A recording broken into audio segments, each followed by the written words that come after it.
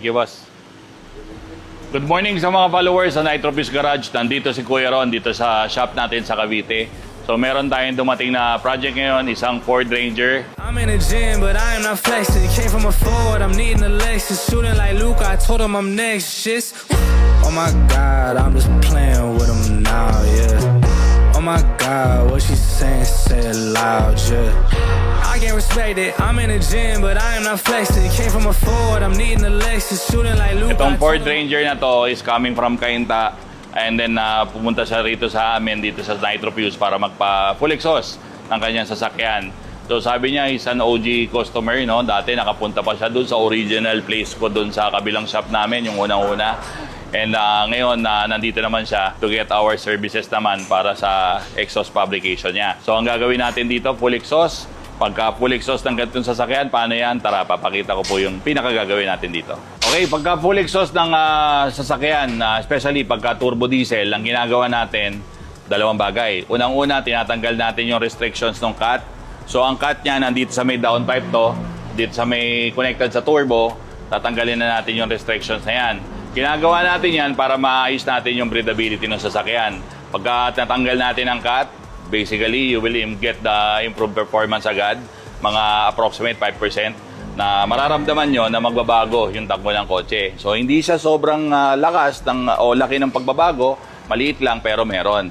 Ang kagandahan nito, if the client has the option to tune the car, maayos na po ang breathability ng kotse natin. So, wala na yung bara. Imagine niyo pagka kasi nagpatono tayo, ang binabago kasi ng tuner dyan o yung nagre-remap na yan, pinapataas niya yung combustion ng kotse para mas maraming horsepower ang lumabas. So ngayon, dadami po ang lalabas na exhaust gases natin kasi nga, ma-amplify po ang combustion at a-adjust niya yung air and fuel nito.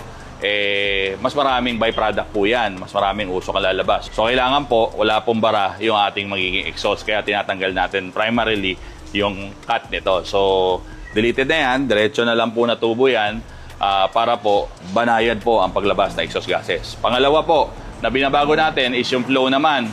Pagdating sa flow, yung pipe size natin, binabago natin ng diameter. Ito po, malapit sa 2.5 yung pipe size nito, pero gagawin natin 2.5 lang. Dito po sa Nitro Fuse, ang ginagawa natin, we guide our clients sa pagpili ng pipe size para sa kanila. We're offering sa diesel na 2.5 tsaka 3 para po magkaroon ng different outcomes yung sasakyan. Ngayon, ang ginagawa natin, ginaguide natin sila sa pagpili ng pipe size, nililay down natin yung difference ng dalawa, yung pros and cons.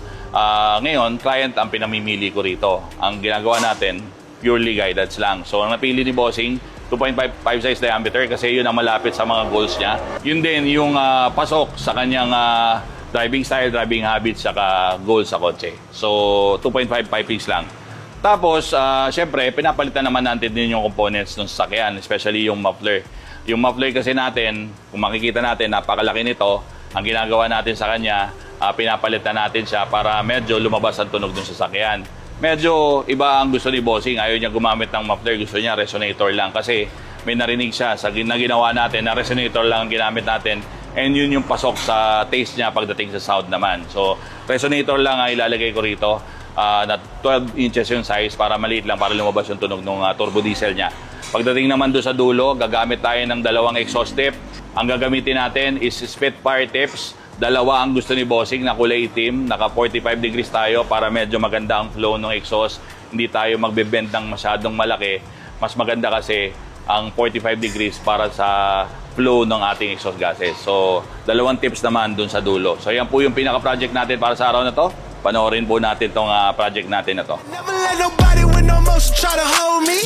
I'm an OG, and that's the old me. The way I'm sitting nowadays, the money stacked nine ways. I'm sipping on a latte. Why they all call me bougie, bougie, bougie? I don't want no prayers from no haters. Probably waiting on my downfall. Mad that we made it in my wins on time. Why you trying to delay it? And they say it's authentic, but they wins look plated. They fake though, and I need all my cheese, queso, provolone, and get all of my dogs out the trap like Home Alone and Creed. Said I'm locked in, I really got no options. Standing on business, I need mines off the top then. Let them go ahead and count us all out. We just running up the numbers, watch us hit another level. Hey, hey, can't hold me back. Put the city on the map, boy, how you love that? Boy, they thought that was playing, but I hit another level. About to hit another level, had to hit another level. Ay, hit another level. Finna hit another level, gotta hit another level. Natapos na po natin tong Ford Ranger na ginawa natin ng full exhaust. Bigyan ko lang kayo ng recap dun sa pinakaginawa natin. Una, tinanggal natin yung restrictions ng cut. Straight to tubo na lang yan. So, this will give breathability dun sa sasakyan na to. Lalo na pagka nagpa-tune si Bossing, handa na to. And also, he will get immediate gains of 5% increase in horsepower and torque. Approx, no? So, pangalawa, binago natin yung 5 size. Ginawa nating 2.5. Medyo close lang sa stock para at least yung torque nandun pa rin. Yun din ang preference sa may-ari. Pangatlo, pinalitan natin ng muffler niya. Nilagay natin ng resonator lang na 12 inches, custom resonator. Yun po yung preferred ng may-ari ng sasakyan. And pagdating sa dulo, para pogi naman, meron tayong dalawang exhaust tip na Spitfire na kulay black na ginawa natin 45 degree yung pagkaka-place dito sa tail section para at least aesthetically appealing yung kotse. So yan na po yung pinaka-project natin para sa araw na to. Doon tayo sa exciting part. Comparison video tayo nung kaninang stock pa yung exhaust. Tapos nga nakapalit na yung exhaust using custom resonator tsaka Spitfire tips dito sa likod. Panoorin natin.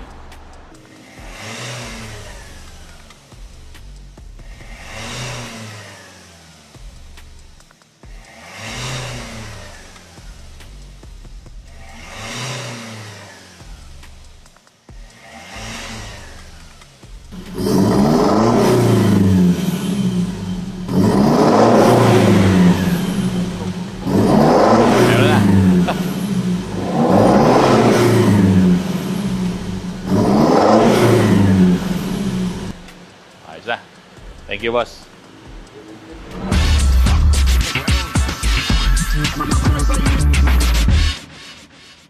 It's the passion. Our work is driven by passion for cars.